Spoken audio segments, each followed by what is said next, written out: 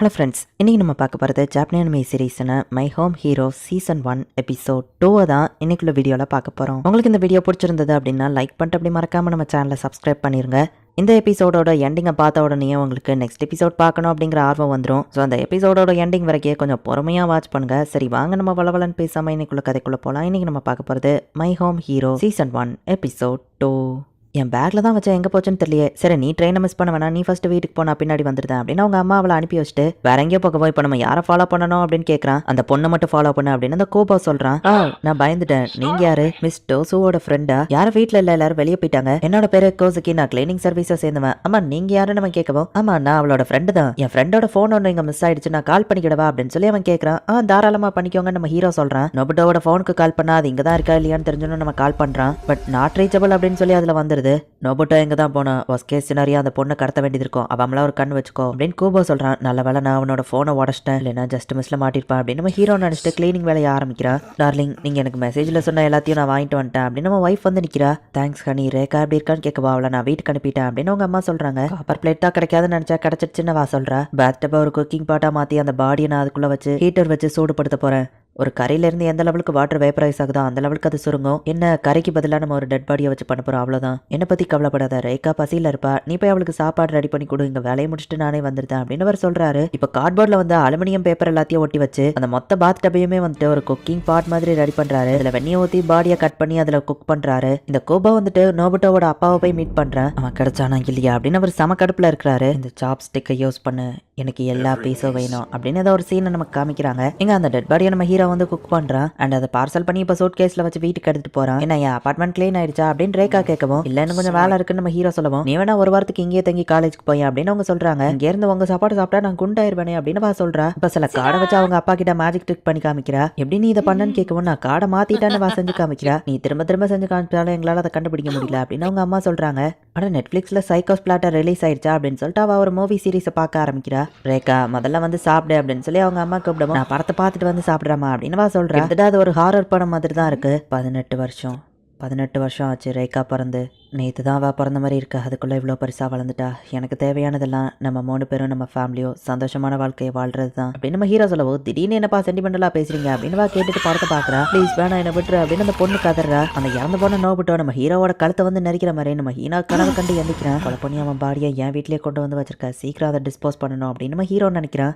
Bones கூட பிரச்சனை இல்லை, பட் அந்த மீட் அது அழுகி போன ஸ்மெல் வர ஆரம்பிச்சிடும் அப்படின்னு நம்ம ஹீரோ யோசிக்கிறான். டார்லிங் வெளியே போகாதீங்க ஒரு நிமிஷம், அந்த கார் நம்ம நெய்பர்ஸ் குள்ளது இல்லை, அது அங்கே ரொம்ப நேரமா நிற்கின்னு சொல்லுவோம். நேற்று நைட் நான் வரும்போது அது நின்றுட்டு தான் இருந்தது அப்படின்னு நம்ம ஹீரோ சொல்றான். அது அவங்க தானே நம்மள தான் கண்காணிக்கிறாங்களான்னு கேட்கவும், நான் இங்க இருந்து கிளம்புறேன், ஒருவேளை அவங்க என்ன ஃபாலோ பண்ண எனக்கு டெக்ஸ்ட் மெசேஜ் பண்ண அப்படின்ட்டு நம்ம ஹீரோ கிளம்புறான். சோட் கேஸை நம்ம ஹீரோ தூக்கி அவன் கார்ல வச்சுட்டு இப்போ அந்த இடத்துல இருந்து நம்ம ஹீரோ கிளம்புறான். அந்த கார் நம்ம ஹீரோவை ஃபாலோ பண்ணல அப்படின்னா அவங்க டார்கெட் நான் இல்லை அப்படின்னு நம்ம ஹீரோ புரிஞ்சுக்கிட்டான். இப்போ டிபார்ட்மெண்டல் ஸ்டோர் மாதிரி இருக்கிற ஒரு கடையில போயிட்டு தேவையான விஷயத்த வாங்கிட்டு இருக்கும்போது அவங்க 2 பேரும் வீட்டில் தனியாக விட்டு வந்தது கரெக்ட் தானே அப்படின்னு நம்ம ஹீரோ யோசிக்கிறான். கார்ல வர பாடி இருக்கு நம்ம ஹீரோ யோசிச்சுட்டு இருக்கான். நம்ம ஹீரோவோட காரை போயிட்டு செக் பண்றாங்க. சோட் கேஸ்ல வர துணிமணி தான் இருக்கு, ஒருவேளை எங்கேயாச்சும் பிசினஸ் ட்ரிப் போவானான்னு கேட்கவும், அப்ப அவன் எங்க போறான்னு கண்டுபிடிங்க அப்படின்னு இந்த மாஜிமாங்கிறவன் சொல்றான். யாரோ என் காரை வந்து ஓப்பன் பண்ணிருக்காங்க, நீங்க வெளியே வச்சு நான் சூட் கேஸை போட்டிருந்தேன், பட் இப்போ அந்த அடையாளத்தை காணும் அப்படின்னு அவங்க என்னையோ ஃபாலோ பண்றாங்க அப்படின்னு நம்ம ஹீரோ புரிஞ்சுக்கிறான். டக்குனு அவன் ஒய்ஃப்க்கு டெக்ஸ்ட் பண்ணி சிச்சுவேஷனை சொல்றான். நான் பொறுமையா திங்க் பண்ணணும், நேற்றுக்கு அவங்க எங்களை சர்வைலன்ஸ் பண்ணல, அந்த ஃப்ரெண்டு செத்துட்டான்னு தெரிஞ்சிருந்தா இந்நேரத்துக்கு அவங்க பொறுமையா எங்களை ஃபாலோ பண்ணிட்டு இருக்க மாட்டாங்க, அப்படின்னா அவன் செத்ததுன்னு உங்களுக்கு தெரியல,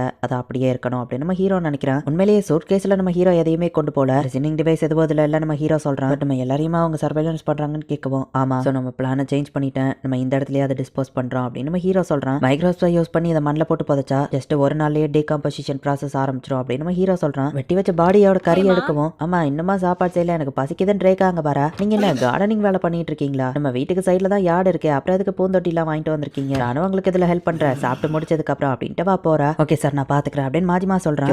அவங்க 3 பேருமே வெளியே வந்து நிக்கிறாங்க பாரு அப்படின்னு சொல்லவும், ஷிங்கோ என்ன நடக்குன்னு எனக்கு ரிப்போர்ட் பண்ண அப்படின்ட்டு மாஜிமா டக்குன்னு வெளியே போறான். ஹலோ சார் நான் அந்த லேண்ட் ரிப்போர்ட் எல்லாம் கணக்கெடுக்கக்கூடியவன் அப்படின்னு சொல்லி ஷிங்கோ வந்து நடிக்கிறான். அந்த கேப்ல அந்த கொய்ச்சி வந்து இவங்க வீட்டுக்குள்ள போறான். திடீர்னு எதுக்கு இன்ஸ்பெக்ஷன் நம்ம ஹீரோ கேட்கவும், நீங்க இந்த வீட்டோட ஓனர்ஸா, நான் சில கொஸ்டின்ஸ் கேட்கணும் அப்படின்னு சொல்லவும், நாங்க கொஞ்சம் பிஸியா இருக்கோமே அப்படின்னு நம்ம ஹீரோ சொல்றான். சார் இதுல நீங்க வின் பண்ணீங்கன்னா உங்களுக்கு 10 லட்சம் ரூபாய் பரிசு வர வாய்ப்பு இருக்கு அப்படின்னு நம்ம சொல்றான். வீட்டுக்கு பின்னாடி ஏதோ சவுண்ட் கேட்கற மாதிரி இருக்கே அப்படின்னு சொல்லி ரீகா போயிட்டு பாக்குறா. முதல்ல நீங்க எந்த கம்பெனில இருந்து வரீங்க, உங்க ஐடி கார்டு காமிங்க அப்படின்னு நம்ம ஹீரோ வைஃப் கேட்கறா. வீட்டுக்குள்ள இருக்கிற கொய்ச்சி வந்துட்டு இன்னும் எனக்கு கொஞ்சம் டைம் வேணும் அப்படின்னு சொல்லி சமாளிக்க சொல்றான். அப்ப அந்த ரூம்ல இருக்கிற பாட்டை வந்து அவன் பார்த்துருந்தான். சாரி ஃபார் த டிஸ்டர்பன்ஸ் அப்படின்னு சொல்லிட்டு அவன் அங்க இருந்து கிளம்பவும் நேரா இவங்க ஓடி ஓடி போயிட்டு அந்த பூந்தொட்டியை பாக்குறாங்க.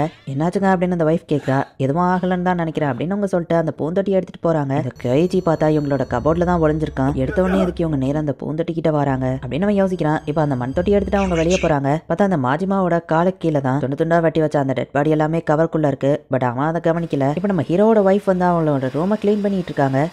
தூசியோட தடையா இருக்கிறத வச்சே டேபிள் லைட்டா அசைஞ்சிருக்கு அப்படிங்கறத அவங்க கண்டுபிடிச்சு பின்னாடி போய் பார்த்தா சம்பந்தமே இல்லாம அதுல ஒரு பிளக் சொருவி இருக்கிறத நோட்டீஸ் பண்றாங்க. அந்த பிளக்க கலட்டி நம்ம ஹீரோ பாக்குறான். இது ஒரு லிசனிங் டிவைஸா அப்படின்னு பார்க்கவோ பின் கதவியோ யாரோ திறந்திருக்காங்க. நம்ம வைஃப் சொல்றா. நான் சொல்றதை அப்படியே ஃபாலோ பண்ணுங்கிற மாதிரி நம்ம ஹீரோ வந்து போன்ல டைப் பண்ணி அவன் வைஃப் கிட்ட காமிக்கிறான். வீட்டுக்கு வெளியே இருக்கிற கார்ல எல்லாருமே உட்காந்து லிசன் பண்ணிட்டு இருக்காங்க. அந்த பொண்ணோட ரூம்ல இருந்து வர சவுண்ட் தான் இது அப்படின்னு ஒருத்தன் சொல்றான். ரேகா கிளாஸ் அட்டென்ட் பண்ணிட்டு இருக்கும்போது அந்த நோபுட்டா பையன் அவ வீட்டுக்கு வரேன்னு சொல்லியிருக்கான். ஆனா திடீர்னு அவன் காணாம போயிட்டான். வீட்டுக்கும் அந்த மாதிரியே தெரியல அப்படின்னு நம்ம வைஃப் சொல்லப்போ ஒருவேளை அது அந்த ஸ்டாக்கரா இருக்குமோ. ரேகாவை ஒருத்த ஃபாலோ பண்ணிட்டு இருந்தான்னு சொன்னல, அந்த பையன் அவனை ஏதாச்சும் பண்ணிருப்பானோ. நம்ம லிவிங் ரூம்ல கூட நான் ஒரு லிசனிங் டிவைஸை கண்டுபிடிச்சேன்னு சொல்லவும் அட ஆமாங்க நம்ம வீட்டுக்கு வெளியே கூட நேத்துல இருந்து ஒரு பிளாக் கார் நிக்குது அப்படின்னு சொல்லி அவன் வைஃப் சொல்ற. அவங்க வெளியே போய் எட்டி பாக்குறாங்க. காரை எடுத்துட்டு அவங்க அந்த இடத்துல இருந்து கிளம்பிட்டாங்க. நம்ம பெர்ஃபார்மன்ஸ் அவங்க நம்பியிருப்பாங்க அப்படின்னு இந்த வைஃப் கேட்கவும் நம்பியிருப்பாங்கன்னு நினைக்கிறேன் அப்படின்னு நம்ம ஹீரோ சொல்றான். இப்ப நம்ம ஹீரோ வந்து அந்த மண் தொட்டியை தூக்க முடியாம தூக்கிட்டு இருக்கான். உண்மையிலேயே கொலை பண்றது இதுதான் உங்களுக்கு ஃபர்ஸ்ட் டைம் எப்படி எல்லாத்தையும் பெர்ஃபெக்ட்டா பண்றீங்கன்னு நம்ம வைஃப் கேட்கவும் மிஸ்ட்ரி ஜான்ரா நிறைய படிச்சிருக்கேன். புக்ல படிச்சதை வச்சுதான் நம்ம சிச்சுவேஷனுக்கு எது பெஸ்டா இருக்குமோ அதை பண்றா. அது போக என் ஃபேமிலியை காப்பாத்தணுங்கிற கடமை இருக்குல்ல அப்படின்னு நம்ம ஹீரோ சொல்றான். அப்படின்னா நீங்க இதை தனியா பண்ணணும்னு அவசியம் இல்ல, நானும் உங்களுக்கு ஹெல்ப் பண்றேன் அப்படின்னு சொல்லவும் நானே பாத்துக்கிறேன் நம்ம ஹீரோ சொல்றான். நீங்க தனியாவே கஷ்டப்படணும்னு முடிவு பண்ணிட்டீங்க. ஆனா எனக்கு பிடிச்சவங்களுக்காகவும் நம்ம 2 பேரும் ஒன்னா இருக்கணுங்கிறதுக்காகவும் நான் இதை பண்றேன் அப்படின்னு சொல்லி அந்த வைஃபுமே இந்த கொலையில ஒரு பங்கு ஏத்துக்கிறதாங்கிற மாதிரி சொல்றா. இவன் அந்த கொலை பண்ணதுல இருந்து தப்பிச்சா கூட நான் சாகிற வரைக்கும் இந்த குற்ற உணர்ச்சியை என் மனசுல சுமக்கணும், அதுதான் எனக்கான பனிஷ்மெண்ட் அப்படின்னு. இப்போ அடுத்த நாள் நம்ம ஹீரோ ஆஃபீஸ்க்கு கிளம்புறான். நான் இந்த கொலையை பத்தியே யோசிச்சுட்டு இருக்க கூடாது, எந்த லெவலுக்கு சீக்கிரமா இதை மறக்கிறனோ அந்த லெவலுக்கு எனக்கு அது நல்லது அப்படின்னு நம்ம ஹீரோ நினைக்கிறான். இவங்க 2 பேர் பண்றது எதை பத்தியுமே தெரியாம ரேகா அவ பாட்டு ஜாலியா இருக்கிறா. இப்ப நம்ம ஹீரோ அவனோட ஆபீஸ்க்கு போயிட்டு நைட்டு திரும்ப வீட்டுக்கு வரான். வீட்டுல அவனோட வைஃப் அவ பாட்டு வேலையை பார்த்துட்டு இருக்கா.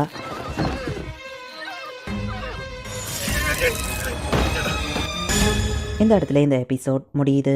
நம்ம ஹீரோ ஒரு வழியா சூப்பரா பாடியை டிஸ்போஸ் பண்ணிட்டா போலீஸ் கிட்ட மாட்ட மாட்டான்னு நினைச்சாலுமே கூட இந்த ரவுடி ஆர்கனைசேஷன் அவ்வளோ ஈஸியில் நம்ம ஹீரோ ஃபேமிலியை விட்டுற மாட்டாங்க.